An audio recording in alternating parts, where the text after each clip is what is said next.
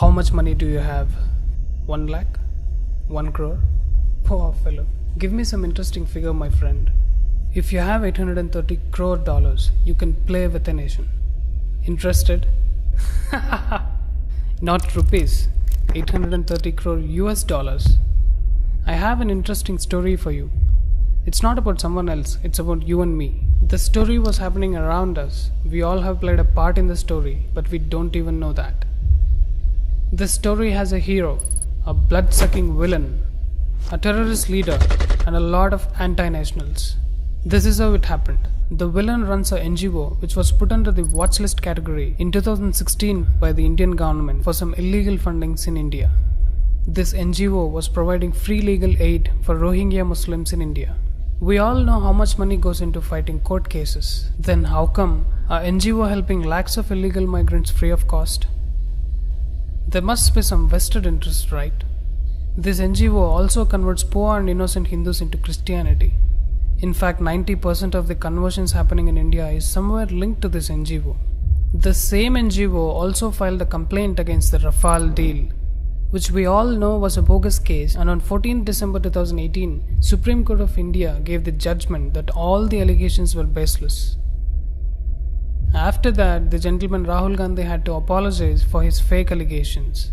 This NGO is getting busted every single day and falling under the watchlist category or prior permission category.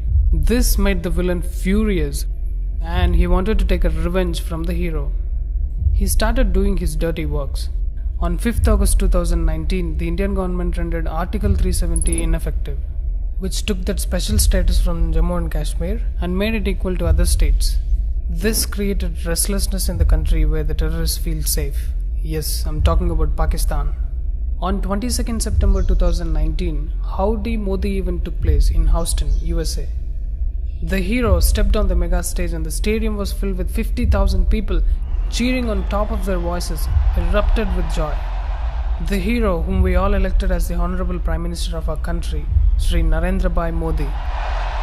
The very next day, on 23rd September 2019, the villain met Pakistan's Prime Minister Imran Khan in New York. This villain is no other than George Soros, who runs an NGO by the name Open Society Foundations. He is a billionaire with a net worth of 830 crore US dollars, which is more than 1/4 of Pakistan's GDP. Then both of them discussed about the Kashmir issue.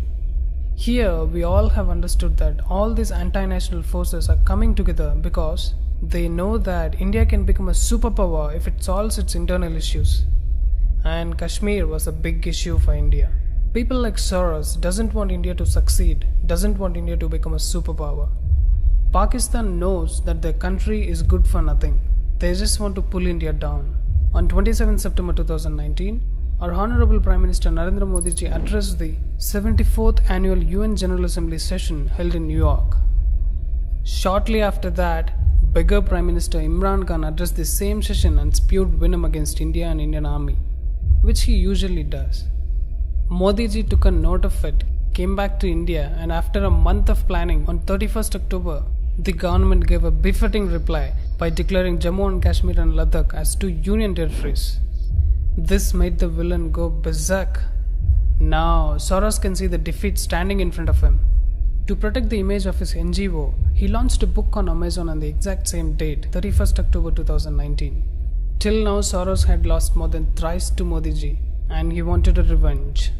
So on 24th January 2020, he gave a speech at the World Economic Forum at Davos and committed $1 billion towards fighting nationalism and nationalists.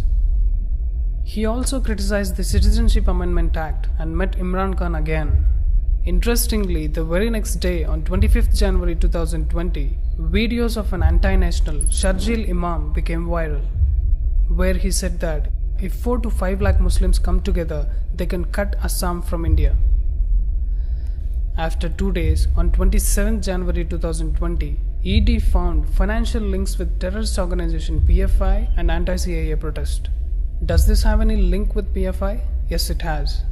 ED presented a document where PFI transferred 77 lakhs to Kapil Sibal and 4 lakhs to Indira Jaisingh. This proves that Indira Jaisingh has a PFI connection. This lady Indira Jaisingh is on the dock for the donations from George Soros' network of NGOs and their NGO lawyers. This also proves that there is some link between PFI and George Soros. And even he is responsible for brutal killings of Hindus in Delhi riots. Now, Kapil Sibal, who received 77 lakhs, was the lawyer for Teesta Setalvad. Even Indira Jaisingh came to rescue her in this case, which can be seen in this article. Teesta was the co-petitioner in the Gujarat riots case against Modi ji. We all know that he was innocent, but she wanted to frame him and send him behind bars. Modi ji is the common enemy for her and George Soros. Interestingly, the organization that Teesta Setalvad made in 2002, even Javed Akhtar was also part of it.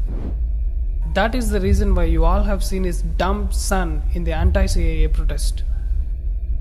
This photo can explain you everything. There is a Facebook page by the name Fraternity Government JNU, which wants the government to release this anti-national Sharjeel Imam. They have made several posts in support of this anti-national termite. This Facebook page supports the vulgar acts of Tablighi Jamaat, and the same page calls Teesta Setalvad as a chief guest to address their audience. Teesta Setalvad's NGO, CJP works in Assam, and Sharjeel Imam wanted to cut Assam from India. Can you see the link? All these evidences show that Sharjeel Imam, Teesta Setalvad, Kapil Sibal, Indira Jaisingh, PFI and George Soros are all connected in some way. Their only goal is to destroy the country and break it from inside. After this crackdown by ED, Soros wanted to do something big. On 29 January 2020, George Soros moves to Delhi High Court against the Modi government, which had put his NGO in prior permission category. But the question is, why did he take 3 years to file a complaint? Or was he planning something big? Yes, on 4th February 2020, he sent his puppet Harsh Mandar to Shaheen Bagh, where he asked everyone to join the Shaheen Bagh protest. Let me tell you one thing here. Harsh Mandar works for at least 5 Christian missionaries. He handles the conversion business of Soros. He also held more than 8 to 9 positions during the Congress's rule when Manmohan Singh was the Prime Minister. He was the main man for Sonia Gandhi, and he is the main man for Soros as well.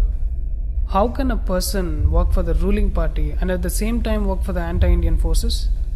It can only happen when the ruling party is also involved in breaking the country.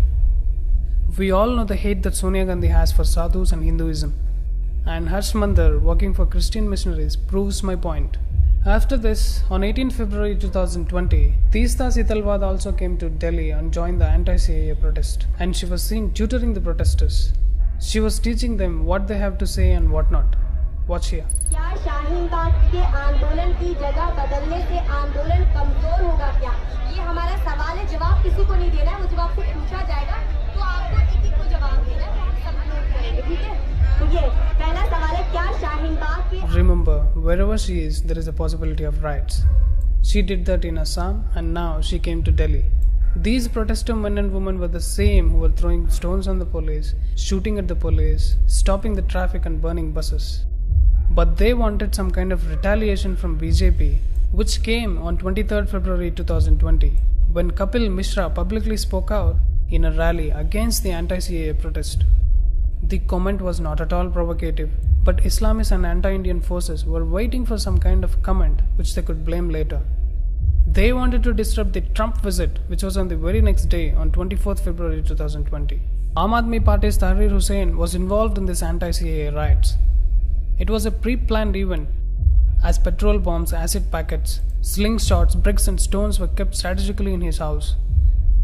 Even the recent updates and FIRs show that it was a pre-planned event against Hindus. We have seen how many Hindus lost their lives.